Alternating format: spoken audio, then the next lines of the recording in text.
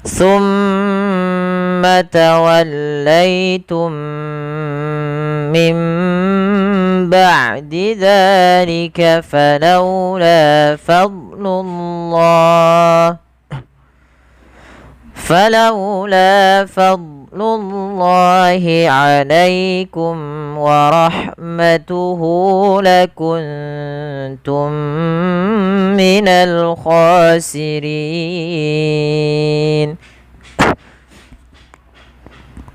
Baik, pada lafal summa tawallaitum, pada lafal kata summa di sini ada huruf sa. Teman-teman, hati-hati di dalam melafalkan su, jangan sampai kita membacanya dengan sin. Dengan pakai su gitu ya, pakai summa.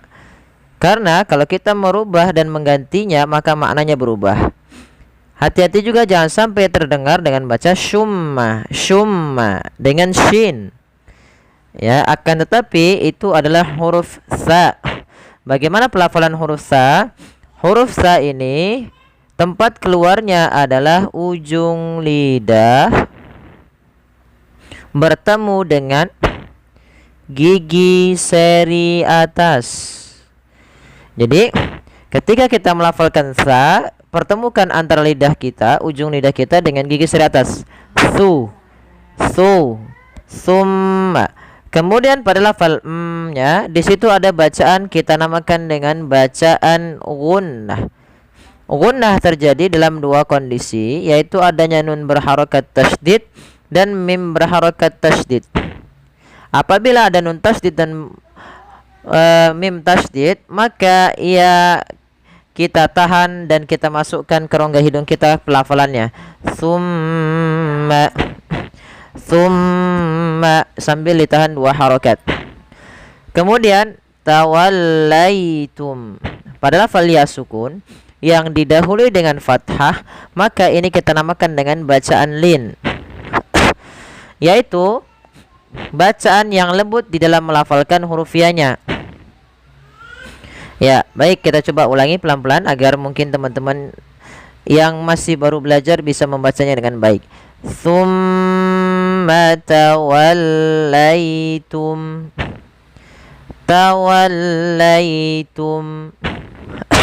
Baik.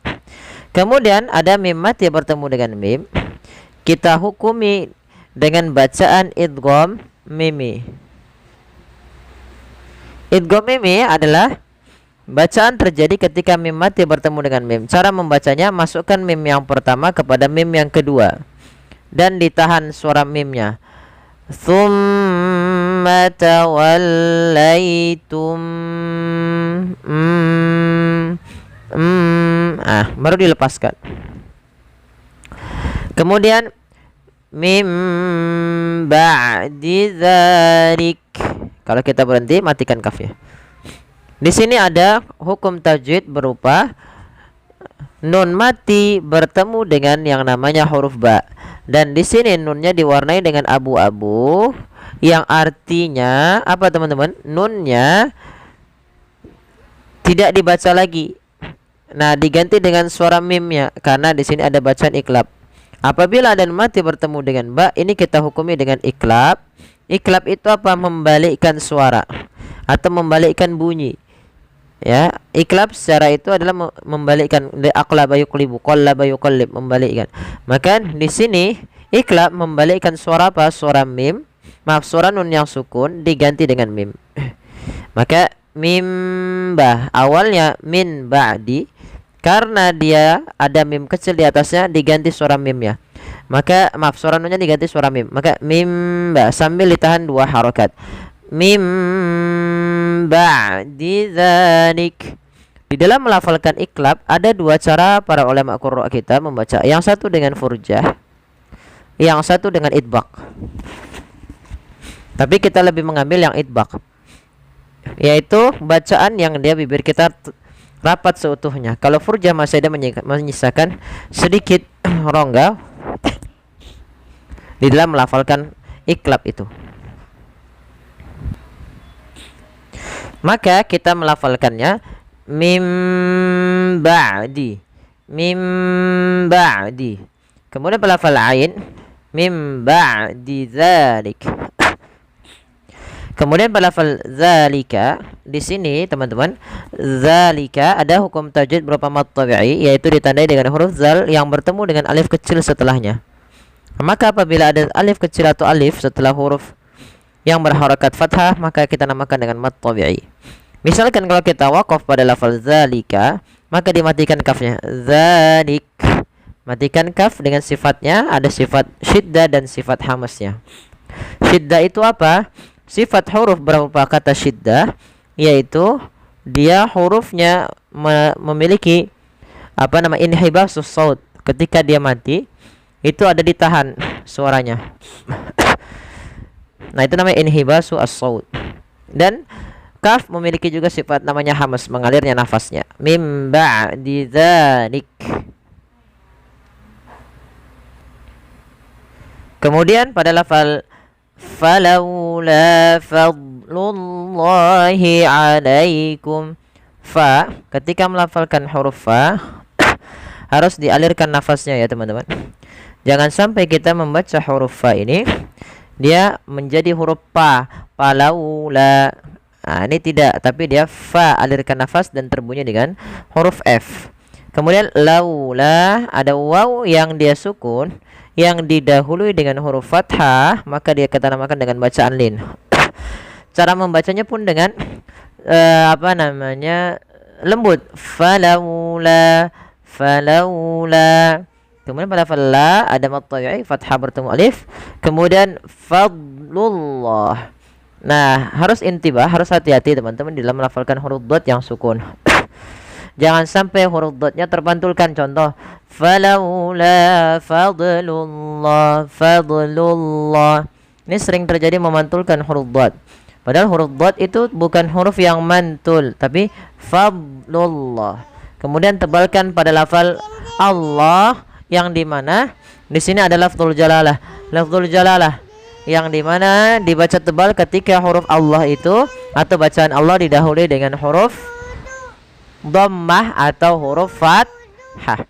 Nah, di sini kita lafal Allah didahului dengan huruf dhammah. Kemudian pada lafal alaikum, di sini ada bacaan berupa izhar syafawi, yaitu adanya huruf mim yang bertemu dengan huruf waw. Ini maka suara mimnya jangan ditahan dan tidak boleh ditahan.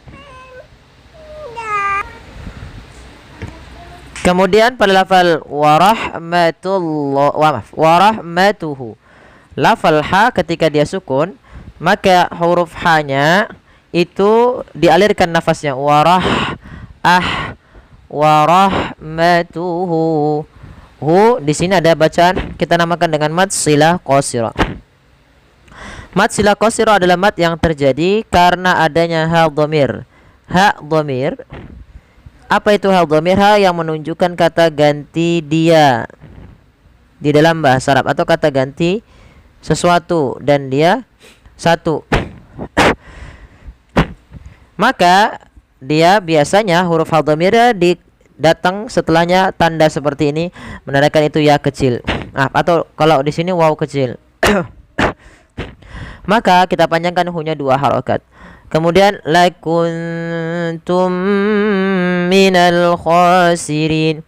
Pada lafal lakuntum ada bacaan nun sukun bertemu ta diwarnai dengan hijau, maka ini kita namakan dengan bacaan ikhfa.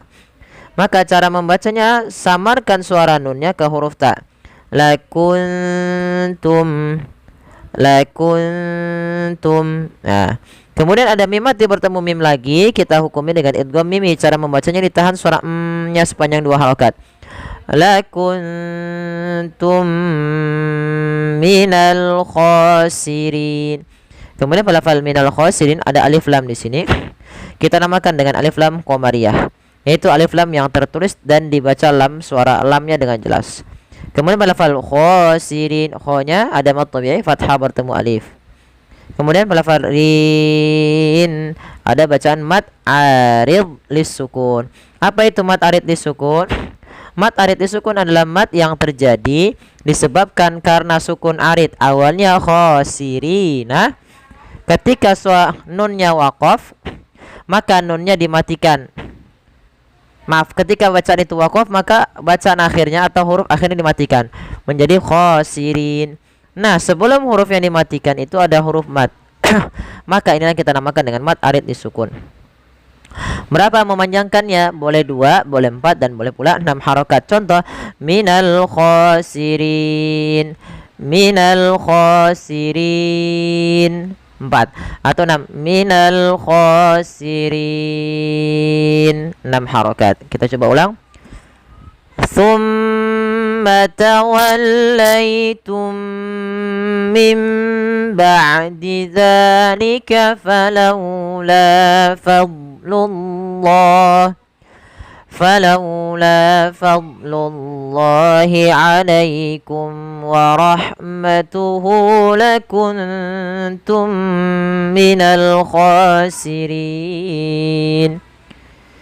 Ya. Shadaqallahul azim. Ya, semoga bermanfaat bagi teman-teman sekalian. Mohon bantuannya untuk like, share, dan subscribe. Terima kasih bagi teman-teman yang ingin join gabung agar mendapatkan video-video lebih cepat. Silakan boleh klik gabung di bawah ini ya, dan juga bagi teman-teman yang ingin mengikuti kelas tahfiz atau menghafal Al-Qur'an, mulai mencoba menghafalnya, nggak apa-apa, per hari per ayat misalkan. Setiap hari 2 ayat, 2 ayat. Yang penting istiqomah. Nanti kita akan masukkan ke grup tahfiz dan sembari kita benarkan bacaannya di dalam grup tersebut melalui voice note. Nah, jadi ada juga sesi nanti kita menambah secara bagi teman-teman yang masuk ke kelas tahfiz, yaitu secara kita akan masukkan. Silakan bagi teman-teman yang sudah gabung dan gabungnya adalah kelas tahfiz, silakan hubungi nomor kami di deskripsi channel kami. Nah, silakan nanti hubungi dan sambil dilihat di situ nanti siapa data-datanya akan ada di kami. Nanti kita akan buatkan grup. Nah, setelah itu baru kita akan gunakan grup itu untuk menyetorkan hafalan. Boleh setiap harinya menyetorkan 2 ayat dan sembari nanti kita ada pertemuan sesekali atau setiap pertemuan langsung, bisa sepekan sekali atau 2 kali sepekan. Ya, sehingga kita dapat interaksi di situ dan memulai menghafal Al-Qur'an kita. Baik, semoga itu dapat bermanfaat bagi kita bersama. Terima kasih, kurang lebihnya mohon maaf. Wabillahi taufiq wal hidayah. Wassalamualaikum warahmatullahi wabarakatuh.